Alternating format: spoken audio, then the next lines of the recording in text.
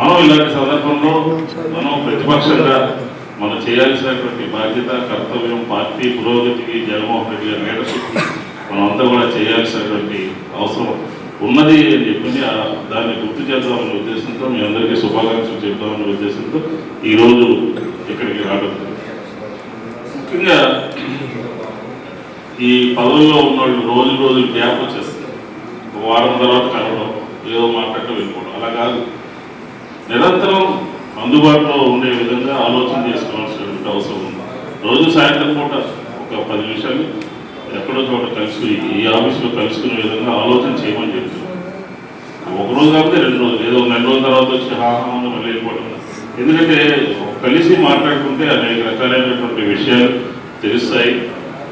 అనేక రకాలుగా మనం ఏ రకంగా పార్టీ ముందుకు వెళ్ళొచ్చో అర్థమవుతుంది. కాబట్టి ఐక్యంగా ఉండాలి, సహనంగా ఉండాలి, పార్టీ ఐడియాలజీని మనం తీసుకెళ్ళాలి. మరీ ముఖ్యంగా జగన్మోహన్ రెడ్డి గారు పదే చెప్పేటటువంటి మాట ఏంటంటే సోషల్ మీడియా ఎవరో ఒకళ్ళు కాదు. సోషల్ మీడియా అంటే యావత్ వైఎస్ఆర్ కాంగ్రెస్ పార్టీ అంతా సోషల్ మీడియా రూపం ధరించాలి అని చెప్పి ఈ సందర్భంగా మనం అందరినీ కోరుతాం.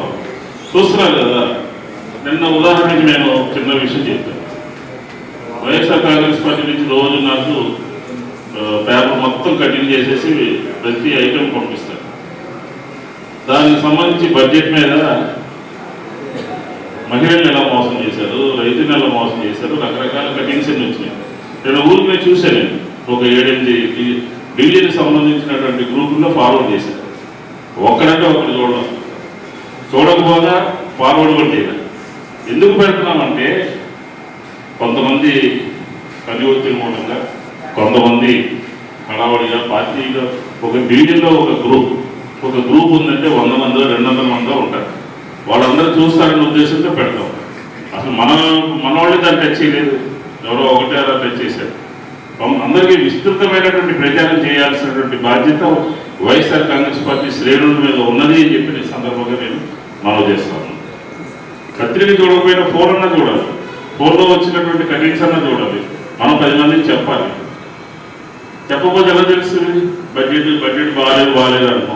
బడ్జెట్లో క్రిస్టియన్ మైనార్టీలకు ఎలా మోసం జరిగింది, మైనార్టీలకు ఎలా మోసం జరిగింది, కాపులకు ఎలా మోసం జరిగింది, ఎవరెవరికి ఎలా మోసం జరిగింది, మహిళలకు సంబంధించినటువంటి ఎంతమంది ఉన్నారు, ఎంతమందికి బడ్జెట్ అవసరం అవుతుంది, ఎంత ప్రవేశపెట్టారు, విద్యార్థులకి నిన్న ఈరోజు నా దగ్గరికి 10 మంది వచ్చారు. సర్టిఫికెట్లు ఆఫీసర్ అంటే డబ్బులు కట్టలేదు. అదే ఫీజు రియంబర్స్ అయితే ఆటోమేటిక్గా వచ్చేసేది కదా. కాబట్టి ప్రజలందరూ కూడా వాళ్ళు చేసినటువంటి తప్పు తెలుసుకుంటా ఉన్నారు. ఇలాంటి సందర్భంలో మనం వాళ్ళందరికీ కూడా అండగా ఉండాలి.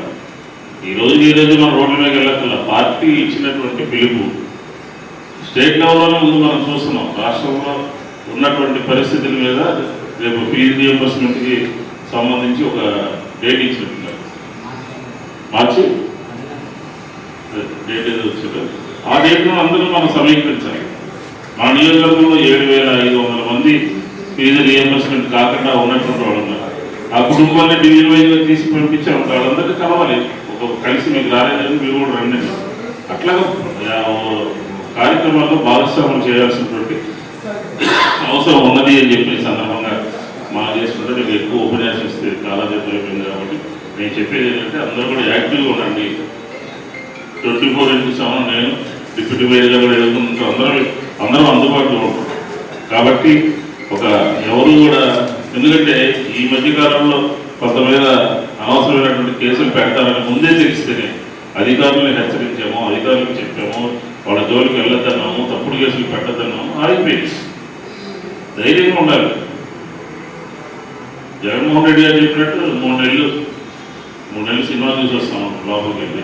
అంత మాత్రానికి మనం పార్టీని, సిద్ధాంతాన్ని, లీడర్ని వదిలేసి వెళ్ళిపోయేటటువంటి పరిస్థితి కాదు కదా. కాబట్టి ప్రతి ఒక్కరు కూడా ఎవరికి సంబంధించి పదే బాధ్యతను గుర్తు చేస్తే కూడా మీకు బాగోదు. కాబట్టి స్వయంగా నేనేం చేయాలి, నా హోదాలో నేనేం చేయాలని చెప్పి మీరు పదే గుర్తు తెచ్చుకుంటూ డివిజన్ కమిటీలు, ఇతర కమిటీలు ఎవరెవరు ఎలా సంబంధాలు ఉంటాయండి, లేదంటే నేను కూడా డివిజన్ వైజ్ అంతా కూడా తయారు చేసుకుని చేయడం జరుగుతుంది. ఇంకొక 2-3 మీటింగ్లు అయితే కానీ అందరినీ జమ చేయడానికి సాధ్యపడదు. ఈరోజు కొంతమంది పిలిచారు మమ్మల్ని పిలవలేదు ఎవరో అనుకోవాల్సిన అవసరం లేదు. ఏప్రిల్ నా చివరి నాటికి ఫుల్ ఫ్లెడ్జెడ్గా పార్టీ సిద్ధంగా తయారు చేయడం జరుగుతుంది. తర్వాత పొలిటికల్ క్లాసెస్ కూడా ఉంటాయి. తర్వాత మనం ఏం చేయాలనేది ఒక ఫేస్ వైజ్గా వెళ్ళడం జరుగుతుంది. కాబట్టి జగన్మోహన్ రెడ్డి గారు ఏదైతే అనుకున్నారో లాస్ట్ టైము 151 లాస్ట్ మన కాన్స్టిట్యూన్సీ ఈరోజు నెంబర్ 1లో వచ్చే విధంగా పార్టీ యంత్రాంగం అంతా కూడా తయారై జగన్మోహన్ రెడ్డి గారి నాయకత్వంలో మనం అందరం కలిసి పనిచేద్దామని చెప్పిన సందర్భంగా తెలియజేసుకుంటే సెలవు తీసుకుంటాం.